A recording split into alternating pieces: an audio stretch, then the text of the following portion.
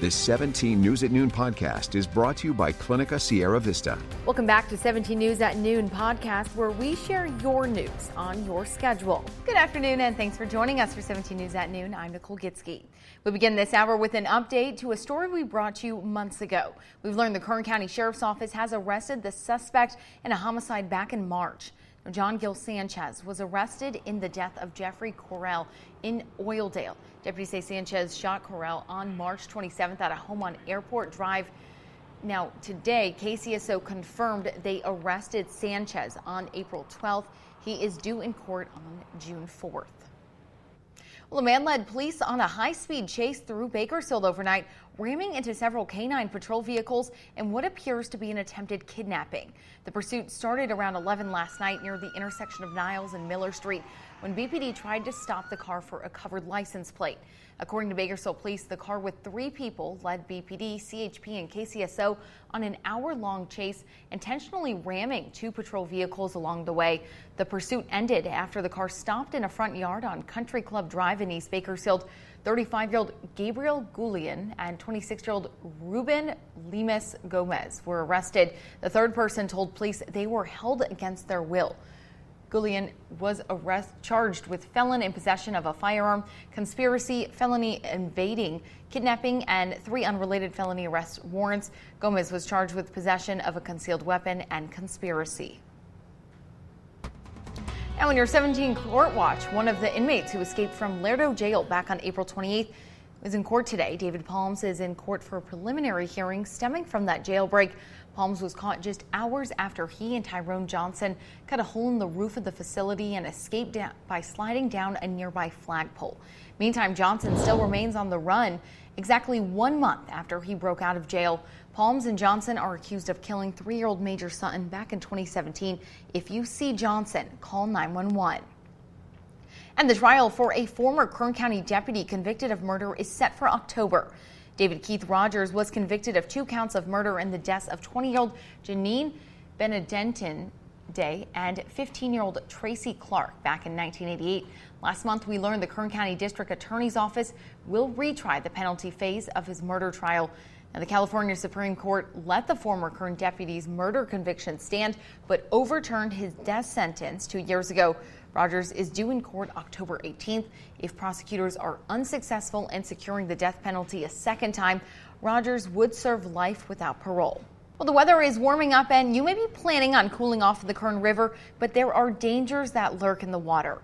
Since 1968, the Kern County Sheriff's Office has been keeping track of the number of lives lost in the river. Every year, the sign is updated to include the number of those who died in the river during the previous year. Today, officials changed the number from 307 to 315 lives lost, adding 8 new deaths.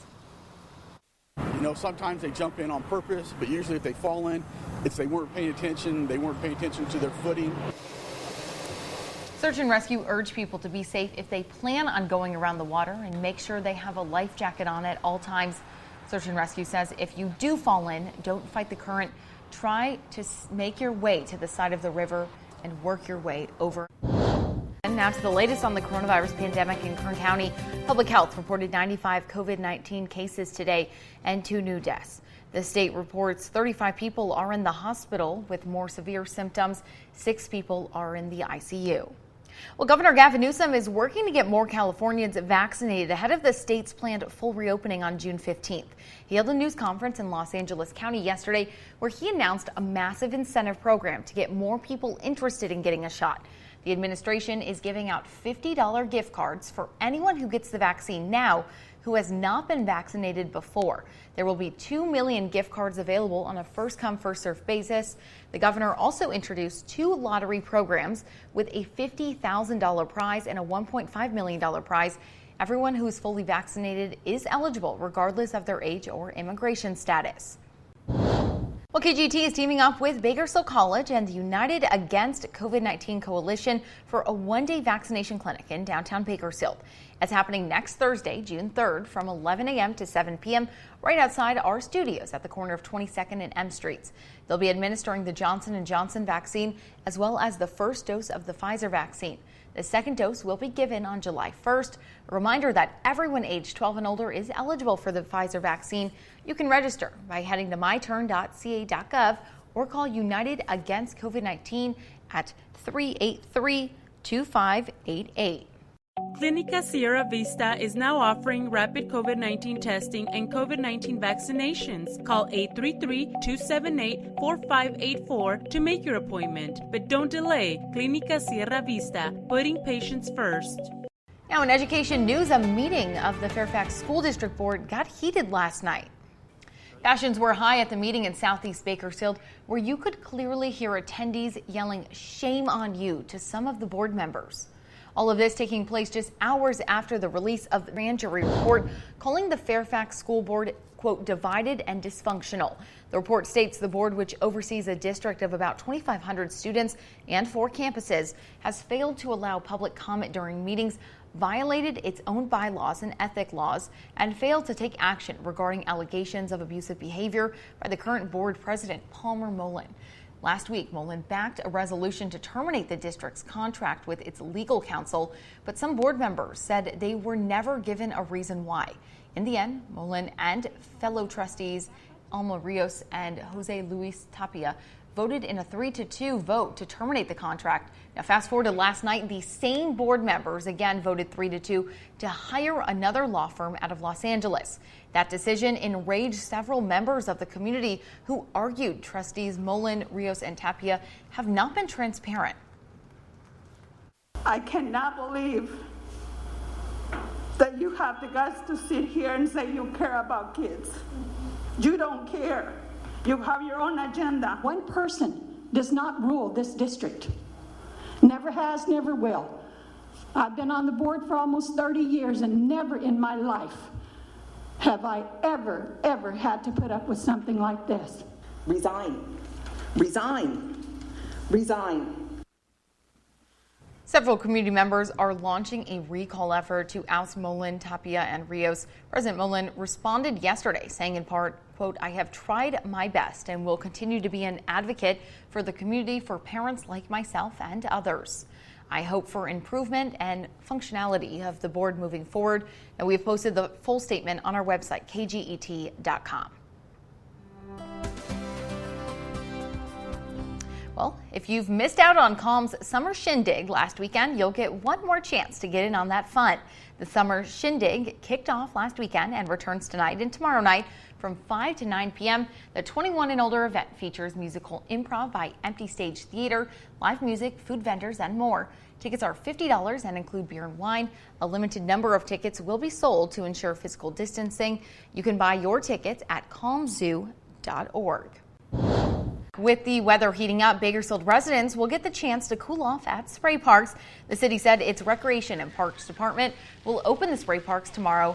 They'll be operating from 1 to 6 p.m. each day, Tuesday through Sunday. All spray parks will be closed on Mondays to conserve water and to provide staff an opportunity to perform any maintenance. According to the city, the spray parks will be open through Labor Day weekend. And with the unofficial start to summer almost here, you may be looking to get outdoors, but remember to do those activities safely. Now, Pacific Gas and Electric says to have fun, but to be aware at all times. For those enjoying time outdoors, make sure campfires are completely out before leaving. Never grill indoors, including garages. Now remember, the Golden Empire is in a severe drought and any small spark could start a fire. Now, if your long weekend takes you out to the water, make sure to have a swimming buddy at all times, wear a flotation device, and never jump into water that is unfamiliar. And there are several events right here in Kern County to observe Memorial Day and honor those who served our country. The Bakersfield Breakfast Rotary Club is bringing back its 1,000 Flags event to the park at Riverwalk. You can check out the flags on display from Saturday at noon through 4 p.m. on Monday. The Bakersfield National Cemetery is hosting a wreath-laying ceremony, but it will not be open to the public. Instead, they will film the ceremony and post it Saturday on the Facebook page of the Bakersfield National Cemetery Support Committee. The Tehachapi American Legion Post 221 will be hosting a Memorial Day parade and flag raising ceremony in downtown Tehachapi. The parade will begin at 10 a.m., followed by the flag raising at 11 a.m. And Green Lawn Funeral Home is hosting a Memorial Day program Monday at 11 a.m. Color Guard members from the Sons of American Revolution and Bakersfield High School will perform military honors, and Green Lawn will unveil their newest cremation garden, the Court of Honor. For more information on all these events, head to our website, kget.com.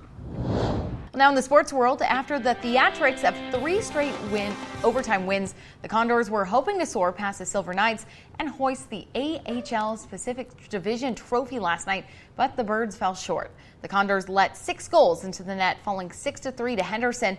The loss evens the series at 1-1. The winner takes all game is scheduled for tomorrow night at 7 p.m. Finally, here at noon, we have an update on an inspiring story we've been following since last week. We introduced you to a graduating Wasco High School student and valedictorian, Luis Luna. Now, you may recall he spoke with us about living with autism spectrum disorder and overcoming all the challenges to graduate. Well, yesterday he officially graduated with honors and shared this moving message to his peers. Remember, no matter how hard life may get for you, you can overcome those challenges. I prefer, no matter who you are or what you want to do in life, and may the fruit of their hard labor bring them happiness. I bid them all farewell and good luck in whatever path that they will choose for themselves. Thank you. Next, Luna plans to study biology at UC Davis. To him and to all the graduates at Wasco High School, we say congratulations. A very sweet story. The 17 News at Noon podcast is a production of KGET and Nexstar Media Group. For more on all of the headlines in today's show, head to kget.com.